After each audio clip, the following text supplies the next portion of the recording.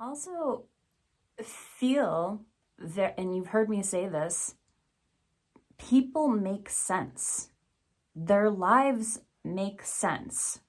Their decisions make sense. Even if someone objectively says, that's the worst decision ever, how could you make Right. it? If you learn about that person, Yes. that decision makes sense. And so for me, as a practitioner who's invested in people feeling empowered in their life, helping someone or even having your own process where you're deciding to make sense of yourself is going to help you feel more empowered instead of like all of the memes I keep seeing where people are like, I gotta get my together, like, well, what's not together about it?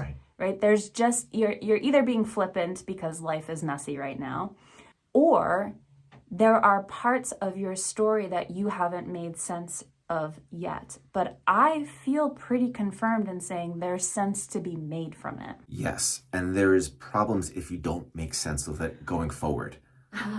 Yes. So, I say that because I think we're seeing a lot of it yes. externally represented. I think there's a lot of Yeah. examples of when you don't make sense of your hindsight. That's what they say, if history is doomed to repeat itself, particularly if it's left unexamined, that if I'm saying this part of my past, I'm not willing to look at because it's painful or I just siphoned it off in some way, the energy within me still exists. The pain still exists. The lack of resolution still exists. That irritant in my soul still exists. That is going to play out again in some future instance, in some future relationship within myself.